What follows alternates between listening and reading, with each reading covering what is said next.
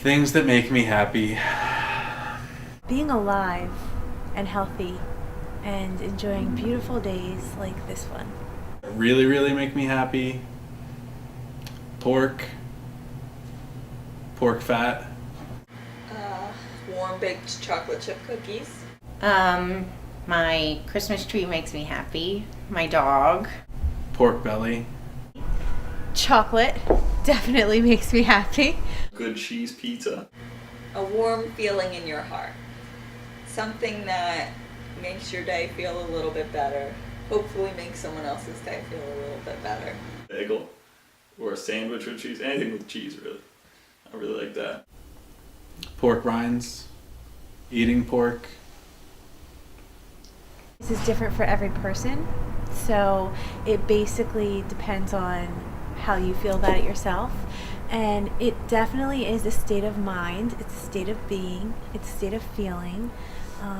And for me, it's just waking up in the morning and knowing that I'm loved by someone and knowing that I have friends and family and just, looking forward to how I'm going to spend that day. Happiness is just a great feeling that you can have at a certain moment of time, or it can be this broader personality that you can have. You're a happy person. I think happiness has to come from within. The same person can have, there are two different people could have the same experience. One person can be happy and one person wouldn't. So that just shows that happiness really can't come from the outside. I think it has to come from within. It's really all about, like for me, and I had an example the other day when I was with my wife. I forget what we were doing, but it was like at that very moment I was like, this really makes me happy. But I like being with her, spending like quality time. It's like good quality time, no stress. Simple things. I think my understanding of happiness is fairly in harmony with our tradition's understanding of happiness, which is being content with what we have and who we are. Our tradition doesn't necessarily equate happiness with wealth or with material possessions, but that happiness rather is really this feeling, this deep-rooted feeling that we're blessed with what we have, whether it's a sense of health or family or wisdom. So these are not material items. These are things that really maybe defy sort of the material. And I think we have an obligation to pursue our own happiness. That's a big part of my work, actually, is people will come in here and sit down with me and they have all sorts of problems and issues at home, at work, what have you, and I help them to sort of achieve a place of contentment or happiness. I don't think that we're necessarily sort of that the die is sort of cast and you're miserable and that's just how you're going to be forever. You're unhealthy, that's how you're going to be forever, what have you. So I believe that we have a say in how things go for us ultimately. Just sort of got me into a place in my life where I stopped waiting for happiness to come to me and realized that life had done started. It had taken off without me, and I was sitting around thinking, once I do this, then I'll be happy. And now it was such a stark reality that that's just not the way it works. You either decide to be happy today or spend your life waiting for it, and it doesn't come that way. One of the most important things probably is having a support system, because not all of life is happy. Obviously, we all have stresses, we all have things that make us anxious or upset, and sometimes that's hard to manage it all by yourself. The idea is that we're not meant to be an island. We're not alone. That we have people in our lives. We have friends, family, clergy, what have you, and that they stand to lift us up and give us support and give us direction. People need that. People need people. It's important to try your best to maintain a positive outlook.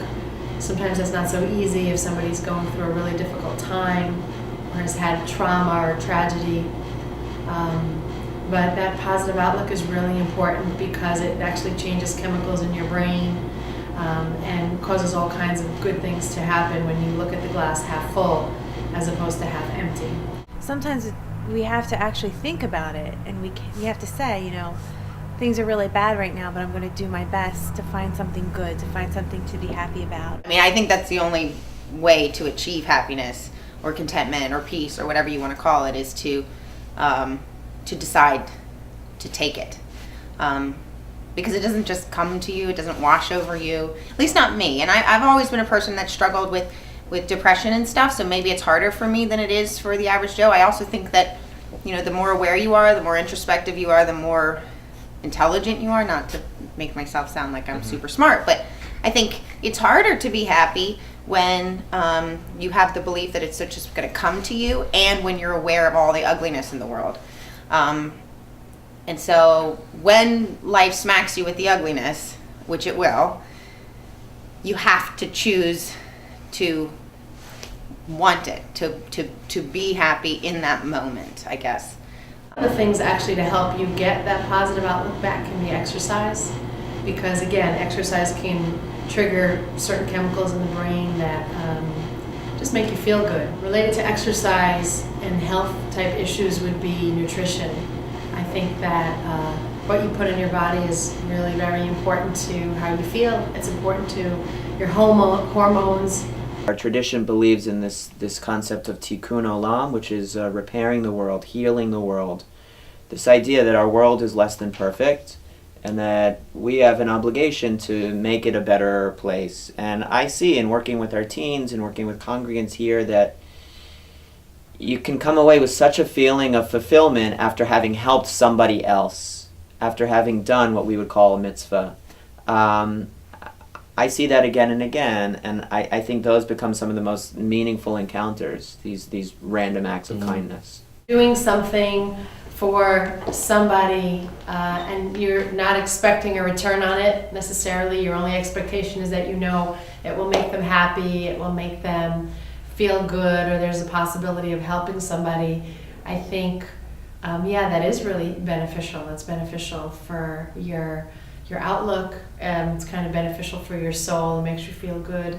You see so many people throughout history that have had really bad things happen to them and still have gone on to create happiness. Or, you hear stories about concentration camps and people's different experiences during that time. And yes, somebody could have had a terrible, terrible experience and had that impact them where they cannot see outside of that situation. But then you also have other people, that Viktor Frankl, who wrote the book about his experiences in a concentration camp and how it was like an existential, where he still made himself feel happiness. He found a way to be happy even though his situation was really dire. It's a point of view or mindset rather than the exact situation that you're in. Like it's up to you whether or not you feel happy. I completely agree with that. Committing to happiness and beginning with your day with a sense of gratitude and appreciation, really committing to this idea that I'm blessed, I'm alive. The world, yes, it's a less than perfect place, but it's an inherently good place. And we have a lot to be thankful for, we have a lot to live for. And so I talk with people about trying to remember that, sort of committing to that mindset, but really making that a part of our everyday and who we are and the decisions we make and sort of the attitude we bring with us. That's not an easy thing to do. Life can be hard sometimes. Life isn't always easy, but I think that perspective can go a long, long way.